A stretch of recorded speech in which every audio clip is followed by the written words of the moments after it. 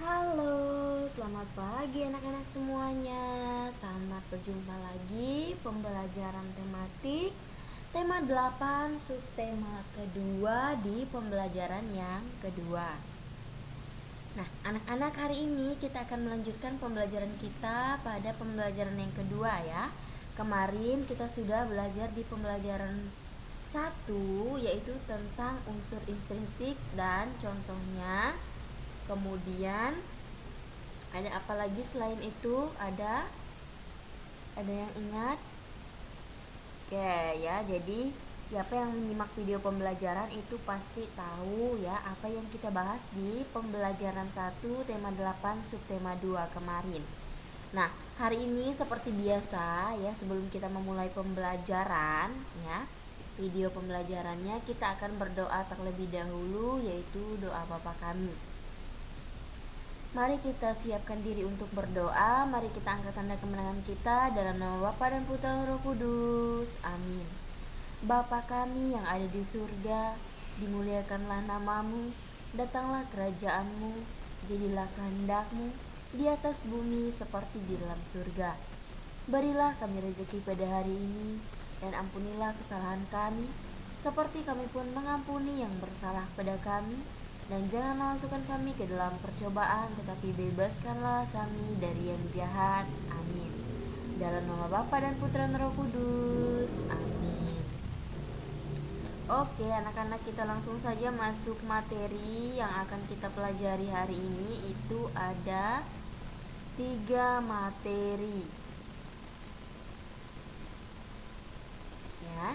Yang pertama itu adalah tentang memahami unsur intrinsik dalam karya sastra, itu adalah bahasa Indonesia. Yang kedua itu ada jenis tarian, SBDP. Yang ketiga itu adalah gaya dalam kehidupan sehari-hari, yaitu IPA. Oke, nah anak-anak, seperti biasa ya, kita akan mulai ke pembelajaran yang pertama, yaitu bahasa Indonesia. Nah, tapi sebelum masuk pembelajaran nih, Ibu Guru mau mengingatkan, dan tidak bosan-bosannya Ibu Guru selalu ingatkan kepada kalian bahwa kita harus tetap menjaga protokol kesehatan. Ya, kalau datang ke sekolah jangan lupa cuci tangannya, cek suhunya. Ya, kalau memang dari rumah merasa tidak enakan, ya tidak enak badan, itu jangan dipaksakan untuk sekolah. Ya, bisa izin. Ya, seperti itu. Kemudian, ya anak-anak, kalau datang ke sekolah ya, misalnya kalian bertemu dengan ibu atau bapak guru ya, itu jangan lupa ucapkan salam ya, dan tundukkan kepala ya. Kalian harus sopan, harus hormat kepada semua guru yang ada di sekolah. Paling tidak ucapkan selamat pagi Pak, selamat pagi Bu. Nah, seperti itu ya, itu sopan namanya. Jadi sopan santunnya itu ada ya, kita menghormati orang yang lebih tua. Nah, begitu juga kalau kalian masuk kelas ya, ketika misalnya ibu guru sedang ada di dalam kelas. Nah, ibu kan selalu awal datangnya ya, ibu pasti ada di dalam kelas, entah ibu lagi sibuk nulis atau ibu sibuk absen ya. Kalian sebelum masuk kelas itu ketuk dulu pintunya ya, ucapkan permisi Bu, selamat pagi. Nah, seperti itu, disapa gurunya. Jangan main nyelondong masuk, itu tidak sopan namanya ya. Itu namanya kita tidak bisa menghargai orang lain. Padahal ibu ada di dalam kelas, kalian main nyelondong aja masuk ya, tidak ada kata permisi, tidak ada ucapkan salam ya. Padahal ibu sudah ingatkan berkali-kali dengan kalian ya, setiap hari ibu selalu ingatkan, tapi masih saja kalian tidak menghiraukan dan tidak melakukan apa yang ibu perintahkan ya. Jadi untuk besok dan seterusnya, ibu mau kalian menerapkan apa yang sudah ibu sampaikan ya.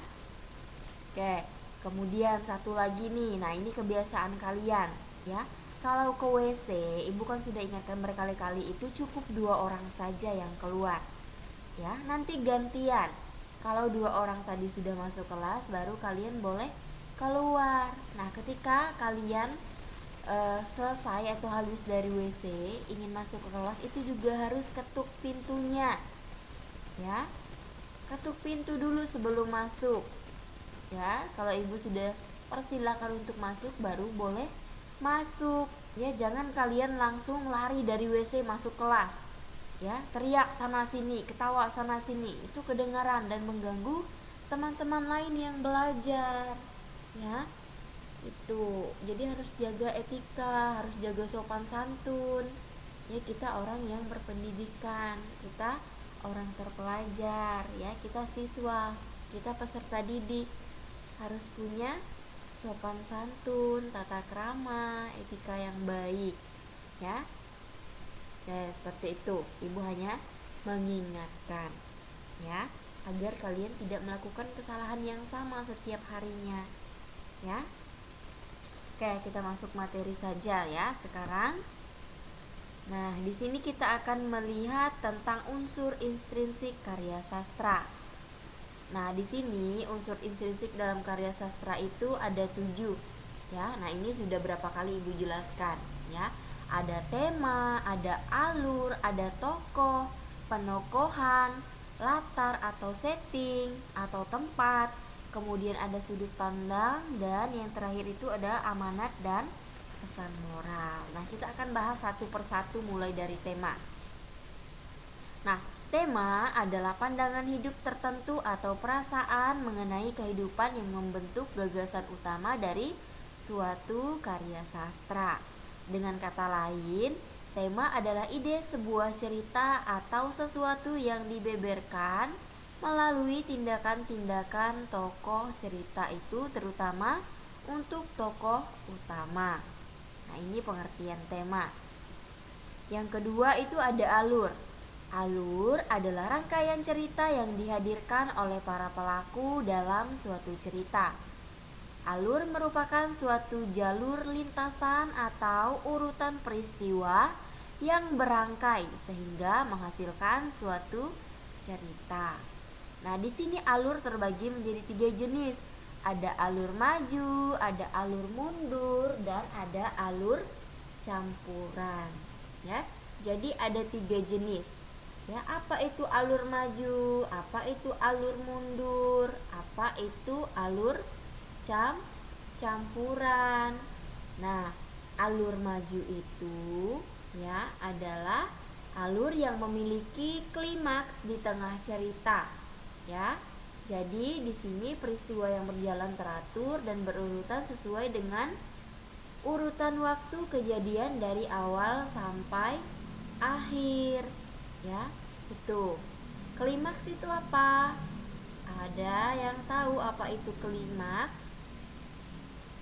Klimaks itu apa dia?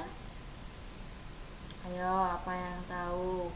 Apa itu klimaks? Itu tadi, ya. Apa? Tahu enggak? Oke, itu tugas kalian, cari apa itu arti sebuah klimaks di dalam alur maju. Nah, kemudian apa itu alur mundur? Ada yang tahu tidak apa itu alur mundur? Ada yang tahu? Oke, alur mundur itu adalah tahapan cerita yang dibuat pengarang untuk mendahulukan akhir cerita sebagai pembuka cerita, yang kemudian tahapan tersebut akan dikembalikan lagi menuju awal sebuah cerita, yaitu alur mundur.